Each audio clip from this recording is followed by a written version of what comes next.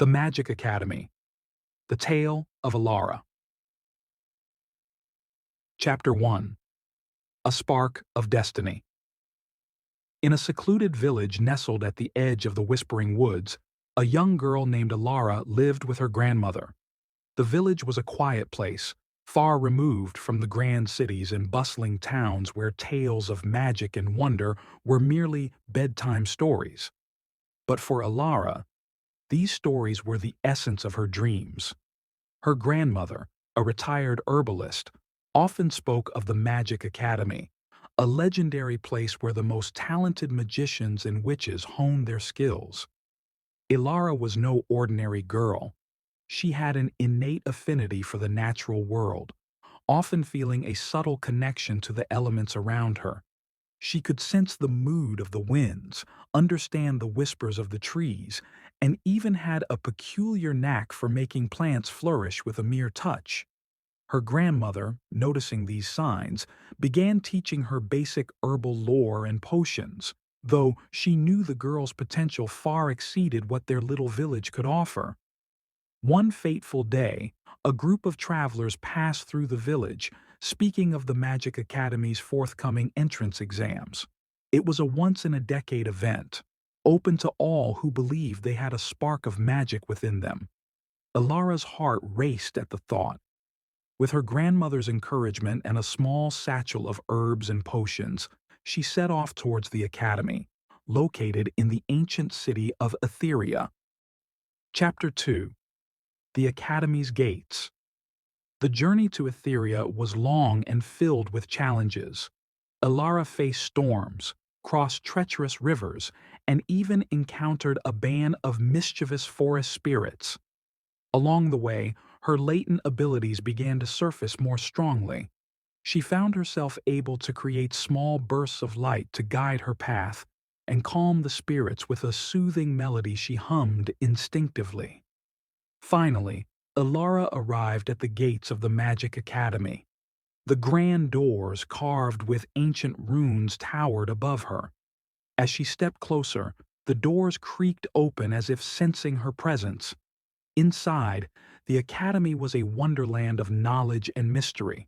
Crystal chandeliers illuminated vast libraries, and the air buzzed with the energy of countless spells being practiced. Elara registered for the entrance exams, which were to take place the next day. That night she could barely sleep, her mind swirling with anticipation and nervousness. The next morning, she joined hundreds of hopefuls in the Academy's grand courtyard, each participant eager to prove their worth. Chapter 3.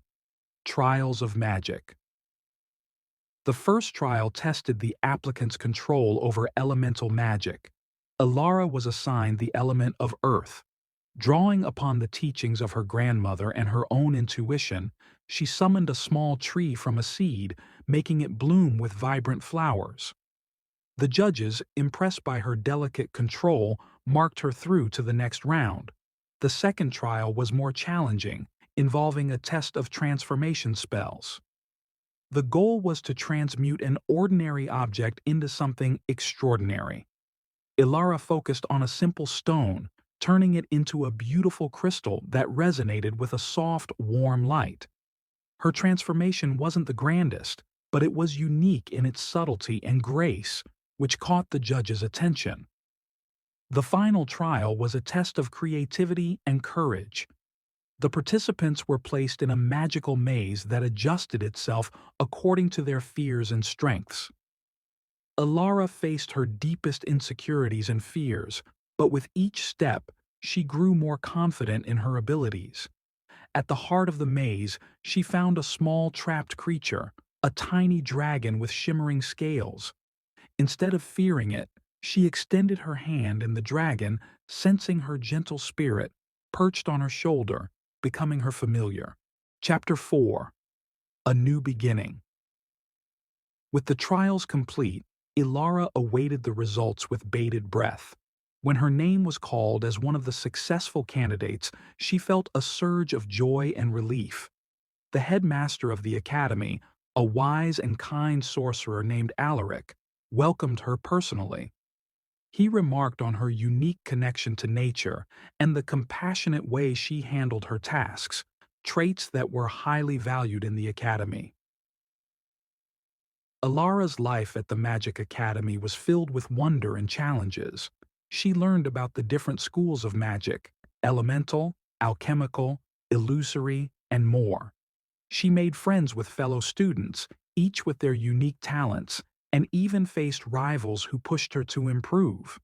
Her familiar, the little dragon named Zephyr, became her constant companion, providing both comfort and a touch of mischief. As months turned into years, Alara's skills grew. She mastered complex spells, learned ancient lore, and even discovered the secrets of the enchanted forest that bordered the academy. She found a mentor in Headmaster Alaric, who guided her in understanding her unique gifts and the responsibilities that came with them. Chapter 5. The Rising Darkness. However, all was not well in the world beyond the Academy's walls. Rumors spread of a dark sorcerer gathering power in the shadowed lands of Umbra. This sorcerer, once a student of the Academy, had turned to forbidden magic in a quest for immortality and control. His influence began to seep into the world, corrupting lands and creatures alike. Elara, now one of the Academy's promising graduates, felt the call to action. Along with a group of fellow magicians, each skilled in different forms of magic, she embarked on a quest to stop the dark sorcerer. The journey was perilous, filled with trials that tested their skills and resolve. They faced enchanted beasts, traversed cursed lands, and deciphered ancient prophecies that hinted at the sorcerer's vulnerabilities. In the final confrontation, Elara and her friends confronted the sorcerer in his dark fortress. The battle was fierce, with magic clashing in bursts of light and shadow. Elara, drawing on her deep connection to the natural world, invoked a spell of purification that she had discovered in an ancient text. The spell, powered by her compassion and the bond she shared with Zephyr, broke the sorcerer's dark magic, releasing the spirits he had bound and restoring balance to the land. Chapter 6. Legacy of Light. With the sorcerer defeated, peace gradually returned to the world. Elara and her companions were celebrated as heroes, but she felt her journey was far from over. The experience had deepened her understanding of magic and its potential for both good and evil. She decided to stay at the academy, not just as a student, but as a teacher and protector, dedicated to guiding the next generation of magicians. The Magic Academy, under Elara's influence, became a beacon of hope and knowledge. She taught her students not only the spells and lore of magic, but also the importance of compassion, humility, and the responsibility that came with power. Zephyr, now fully grown, became a symbol of the bond between the magical and natural worlds, often accompanying Elara in her lessons. Years passed, and Elara's name became legendary, not just for her magical prowess, but for her wisdom and kindness. The academy flourished, and many of her students went on to do great deeds inspired by her teachings. Elara, now headmistress, continued to explore the mysteries of magic, ever curious and ever hopeful. And so, the story of Elara, the girl from a small village who dreamed of magic, became a tale passed down through generations. It was a story of courage, growth, and the enduring belief that even the smallest spark can ignite a brilliant light, capable of dispelling the darkest shadows.